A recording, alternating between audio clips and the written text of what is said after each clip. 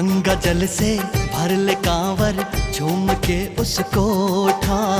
बोल बम बम भोले बम बम, रास्ते